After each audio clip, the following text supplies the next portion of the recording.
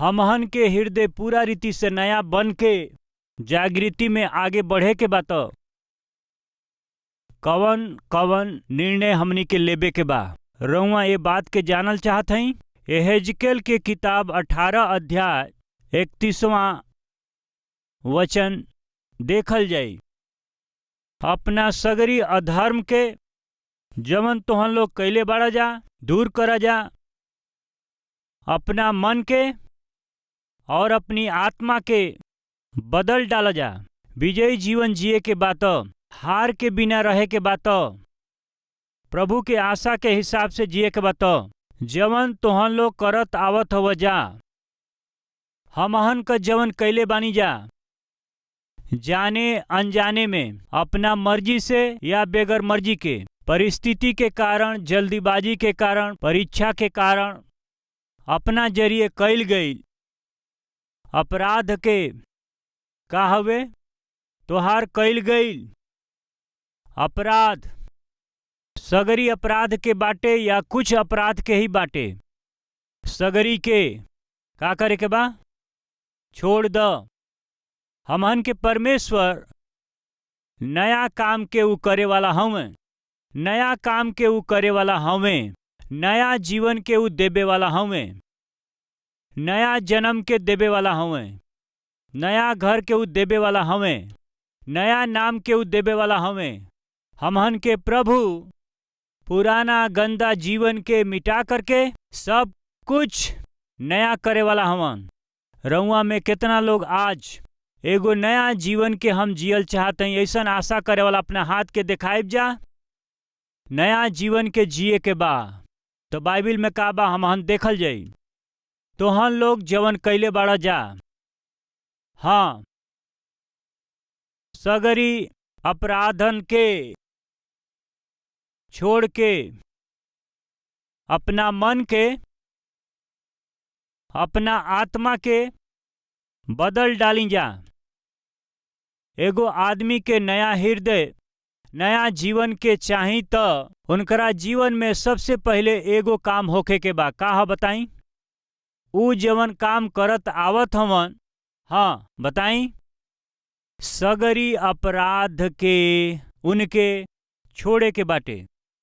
यदि रउआ के नया जीवन शुरू करे के बात, नया व्यक्ति के रूप में जिए के बात, अबही तक रउआ जवन अधर्म करत आयल बानी ओके, दुष्टता के काम के सब के छोड़े के बा।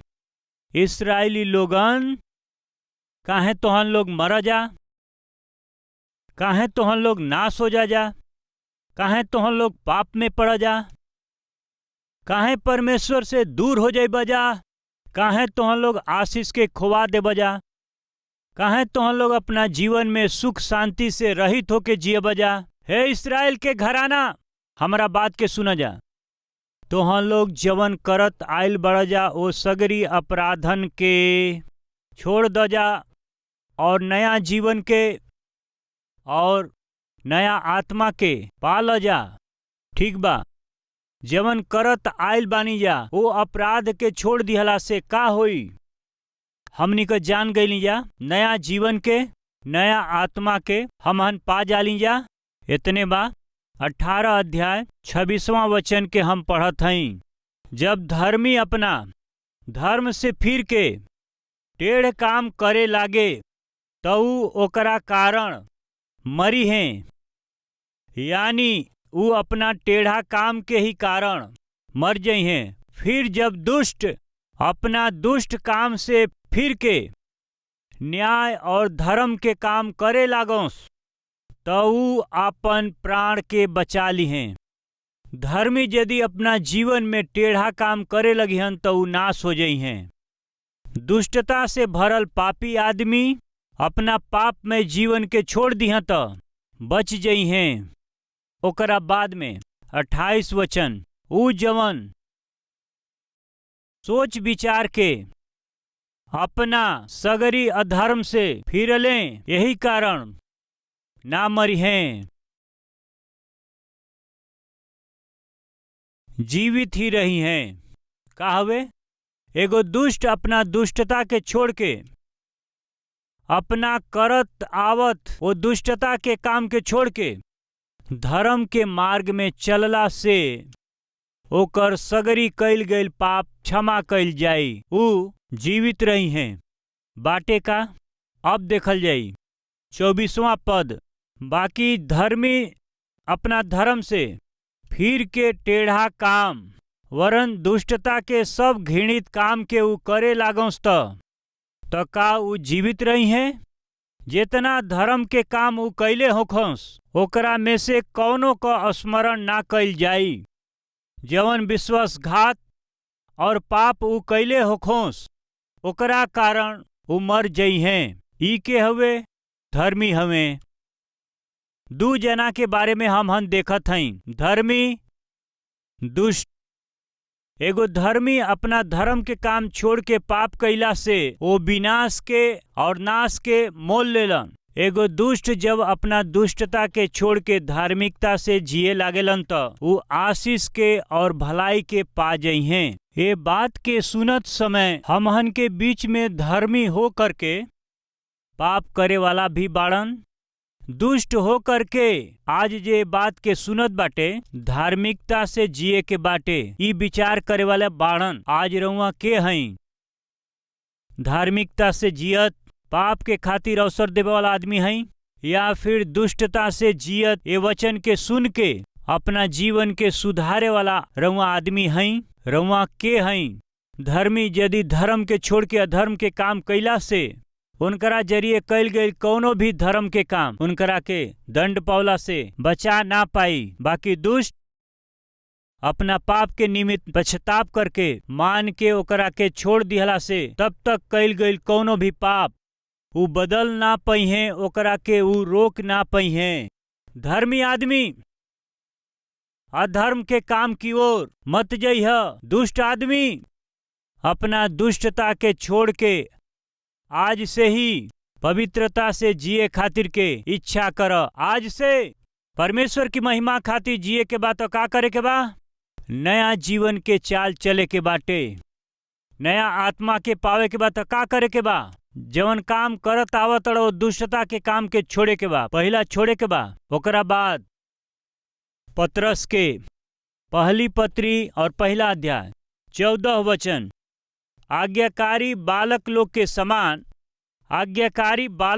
समान अपना अज्ञानता के समय के पुराना अभिलाषा के समान मत बन जा। बाकी जैसन तोहन लोग के बुलावे वाला पवित्र बाणे वैसे ही तोहन लोग अपनी सगरी चाल चलन में पवित्र बन जा।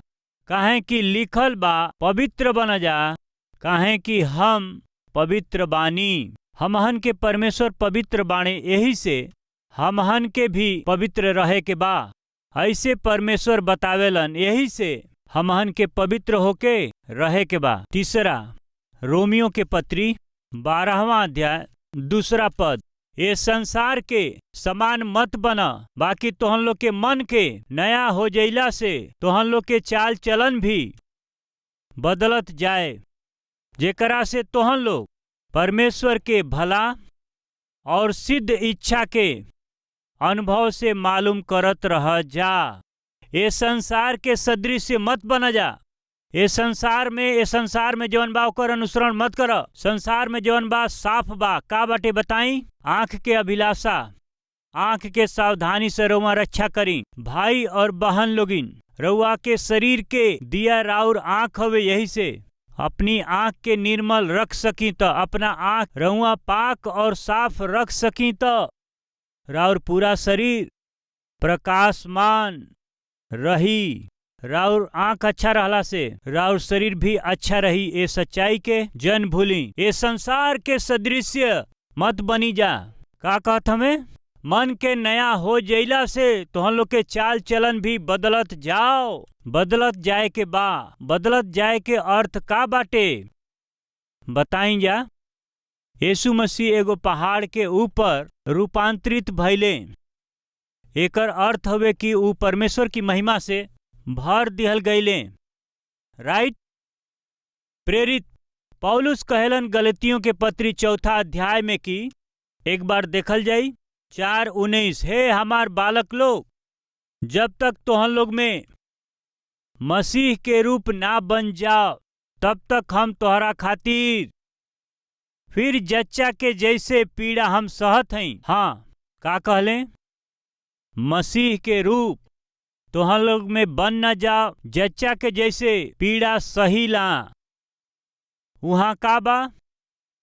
संसार के समान ना बन करके मन के नया हो जइला से रउआ बदलत जाई। यहाँ का कहत हमें? हे हमार बच्चा लोग, तोहन लोग में जब तक मसीह के रूप बन न जाओ, हमरा के जच्चा के जैसे पीड़ा बा। यानी हर एक मसीही ये संसारिक जीवन के छोड़ करके रूपांतरित अनुभव के पा करके मसीह के धारण करे के बा। मसीह के स्वरूप हमहन में दिखाई देवे के बा। मसीह के स्वरूप हमनी में दिखाई देवे के बा। वो कैसे संभव बा? मसीह के स्वरूप कहला से मसीह के गुण हमनी में दिखाई देवे के बाटे। मसीह के जैसे जिए खातिर प्रयास कैसे संभव बा? एक समय में एगो शहर में एगो जवान रहत रहे। पता नहीं काहे उनकर चेहरा बड़ा क्रूर रहे। वो बड़ा बदसूरत रहे। आँख, नाक, मुंह, चेहरा, दाढ़ी पता नहीं काहे आकार के बदले बेआकार रहे। केहू भी उनकरा के देखला से ठट्ठा करत रहले, छी कहत रहले और अपना पास ना आवे देत रहले। उनकर हंसी, उनकर मजाक, उनकर अपमान ना सहन करके ई जवान शहर में चल गईले। शहर में गईला के बाद में वो शहर में रहे वाला लोग भी कहवा उनके अपमानित करी हैं, छी कही हैं, ठट्ठा करी हैं कह के उनकरा बेआकार चेहरा के कारण उनके खदेड़ दी हैं। हमहन के गांव में ऐसने कैले बड़े ना, इहो ऐसने करी हैं। ये भय से ऊ शहर गईला के बाद में एगो मुखौटा खरीद लिहले। वो मुखौटा के लगा लिहले। ऊ बड़ा सुंदर रहले। ऊ केहू के दिखाई ना दे, यही से ऊ बार में दबा दिहले। ऊ सब कुछ ढक लिहले और ऊपर से बटन लगा लिहले। चेहरा के दबा के रखे वाला वो मुखौटा के लगा करके बटन लगा लिहले और ऐसे ही जीवन बितावे लगले। ऊपर लगावल मुखौटा बड़ा अद्भुत मुखौटा बाटे, बहुत सुंदर बाटे। अब केहू उनके देखेला तो कहेला कि बहुत ही सुंदर लागत हमें। गांव के छोड़ के शहर में आके उहवा पर खाली काहे के रहे के बाटे? उहवा पढ़े खातिर एगो ऊंचा कॉलेज में दाखिला पौले। ऐसे पढ़ाई करत समय इनकरा खूबसूरती के देख के एगो लड़की उनकरा के प्यार करे लागल। ई केतनो दूर रहोस, बाकी ऊ लड़की उनकरा प्यार के कारण उनकरा से दूर ना रहल, उनकरा करीब ऊ आ गईल। हमार जीवन अलग बा, हमार दर्शन अलग बाटे, मेहरबानी से हमारी पास मत आई, हमरा से दूर जाई। कहला से ऊ लड़की ना सुनलस। हम तो से प्यार करीला, पसंद करीला, ऐसे उनके पीछे पड़ली। ई विषय जरा वो लड़का के गांव के रहे वाली एगो लड़की, ये लड़का के असली रूप के जाने वाली ऊ लड़की वही कॉलेज में पढ़त रहली। गांव के लोग उनकरा के बहुते रोआवत हमें, यही से ऊ गांव के छोड़ के शहर में आ गए रहले। मुखौटा पहन के अपना जीवन के बितावत रहले। ऊपर से वो सुंदर दिखाई देत हवन, बाकी अंदर से उनका चेहरा बेकार बा। ऊपर से दिखाई देवे वाला ये आकर्षित चेहरा के देख के वो लड़की उनसे प्यार करे शुरू कैली। उनकरा केतनो मना कैला पर भी, ना कहला पर भी वो लड़की उनकरा पर आकर्षित होके उनकरा पीछे पड़ के आखिर में तू ही चाहबा, तोहरा बिना हम जी न पाए कहला की परिस्थिति में आ गई। आखिर में वो जवान भी वो लड़की से ही प्यार करे लागल। एक दिन ऐसन आ ही गई, ये लड़का के पिछड़ा जीवन के जाने वाली लड़की चुप ना रह पौली। एक दिन वो प्यार करे वाली लड़की के पास चल गईली और जा करके असली विषय बता दिहली। का बाटे असली विषय? तू जेकरा से प्यार करेलू वो भयंकर धोखेबाज हवे। का धोखेबाज हमें। हाँ, भयंकर धोखेबाज बा। ऊ मुखौटा पहनले बाटे, अंदर खराब चेहरा बाटे। ओ गांव में सब ठट्ठा करता, मजाक करता, यही खातिर ऊ सही न पाके शहर में आके नया भेष धैले बाणे। मुखौटा धारण करके तोहरा के धोखा देके तोहके प्यार कैलन, जाके पूछ, हो सके तो वो मुखौटा के हटा दो, असली चेहरा बाहर आ जाई। असली विषय जान के ऊ लड़की सहन ना कर पौली, उनकरा धोखा के सहन ना कर पौली। उनकरा से पूछला के ऊ राह देखत रहली, उतने में ऊ लड़का आ ही गई। ऊ लड़की उनकरा से पूछली, काहे हमारा जीवन से खेलत हव, काहे हमारा जीवन के धोखा दिहल, काहे ऐसन भयानक काम कैल, काहे हमारा से ए तरह से छल कैल ह। ऊ लड़का बात ना कैलस, शांत रह गई। चुप रहला से का फायदा, हमरा के जवाब चाही, काहे हमरा से छल कैल। कुछ बात ना कैलन। ऊ लड़की और पास आके सुंदर मुखौटा लगा करके, सुंदर मास्क के पहन के हमरा जीवन से खेले के प्रयास कैल। तोहरा असली रूप के हम बाहर करब, देख, ऐसन कह के बटम के खोल दिहली। अंदर से आहिस्ता आहिस्ता ऊ जवन पहनले रहलन मुखौटा बाहर खींच दिहली। जैसे ही ओ मुखौटा के काफी दिन से लगा के रखले रहलन, धीरे से ऊ ओ मास्क के ओ लड़की के निकलला पर ओ मुखौटा के नीचे ही एगो अद्भुत जैसे चेहरा प्रकट भइल। ऊ लड़की ओ लड़का के देख के बहुते आश्चर्य भइली। ई का, इतना सुंदर रहे वाला तू वही रूप में रहे वाला मुखौटा के काहे लगौला? ई कहा हम खूबसूरत हई, इतना सुंदर रहे वाला हम मास्क काहे के धारण करी? सच्चाई ई नहीं खे, हम बदसूरत हई, हमार चेहरा बड़ा बुरा रहे, हमरा के लोग देख के हंसत रहले, ठट्ठा करत रहले, छी करके ठट्ठा करत रहले। यही से सहन ना कर पौली, हम शहर में आ गईली। शहर में भी हमार सब खिल्ली उड़ाई, यही से दिन रात ये मास्क के हम पहन करके जियली। तू हमारा पीछे पड़ रहलू, हम नाही नाही नाही कहला के कारण इहे रहे, हम एगो मुखौटा लगा लिहली। ओ मुखौटा के पीछे हमार असली रूप बाटे, ई हम जानत हई। वो लड़की कहत हई, असली रूप काहे कहत हव? ए सुंदर चेहरा के तू रख करके हमार चेहरा सुंदर कैसे हो सकेला? ई जब वो कहते रहलन, वो लड़की अपना बैग से दर्पण के निकाल के उनकरा सामने दिखा दिहली। आंख के सामने रखला से जब वो अपन चेहरा देखलन त का भइल जानत हई?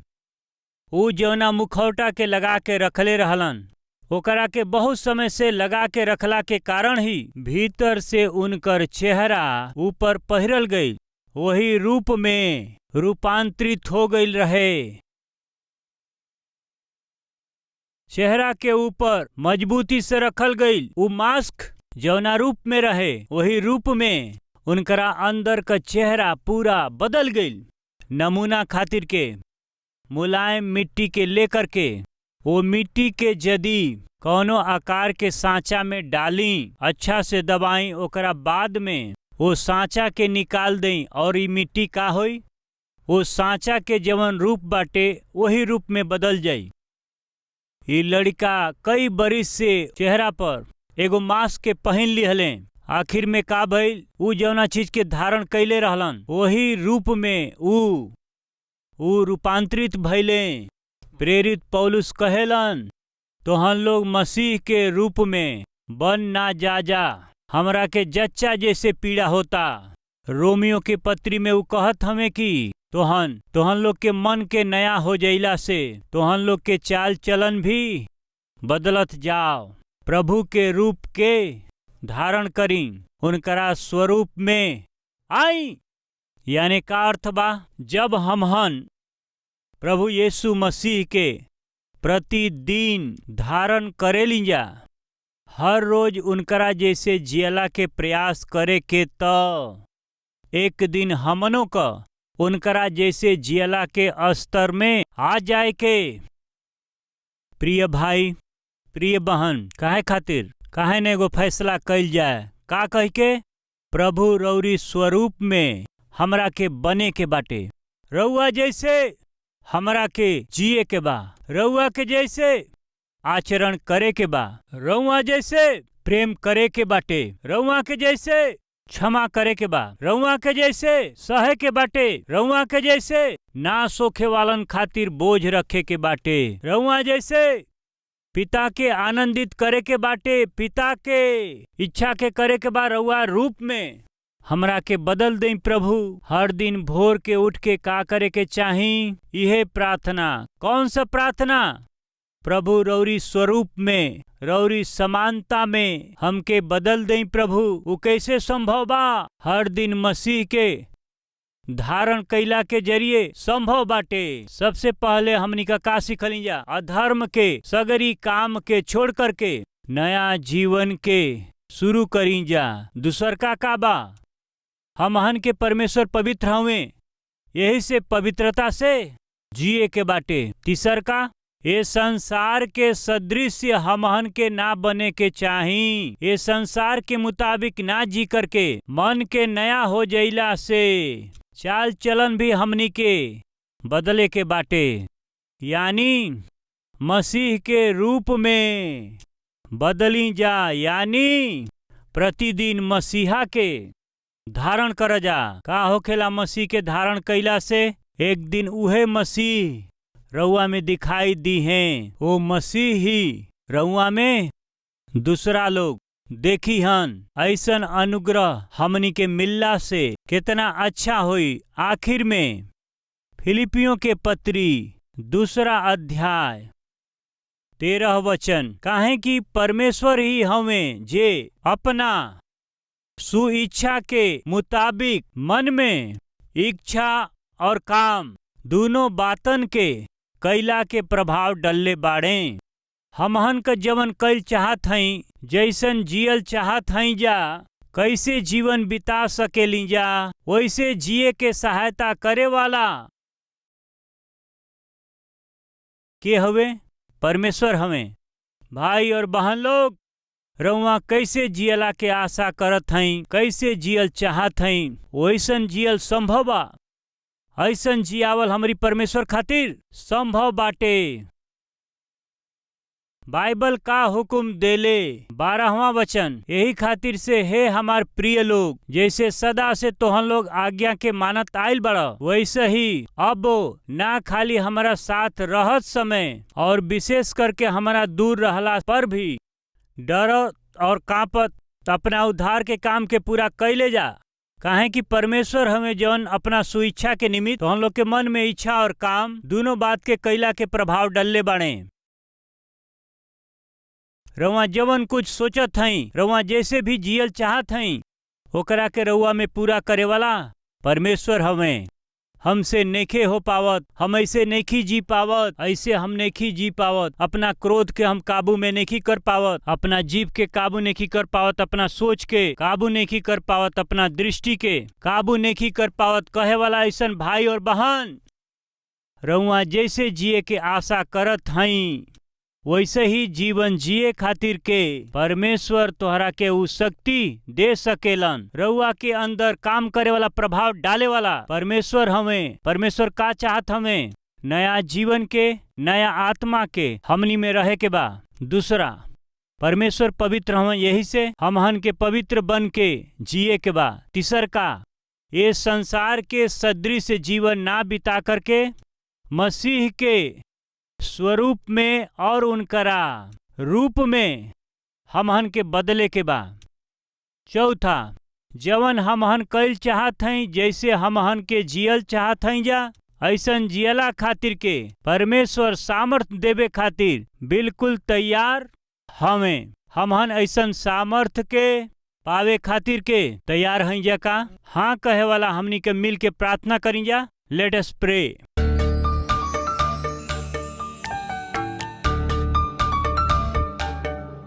पिताजी, हमारी पाप के क्षमा करके नया हृदय के प्रदान करी प्रभु जी।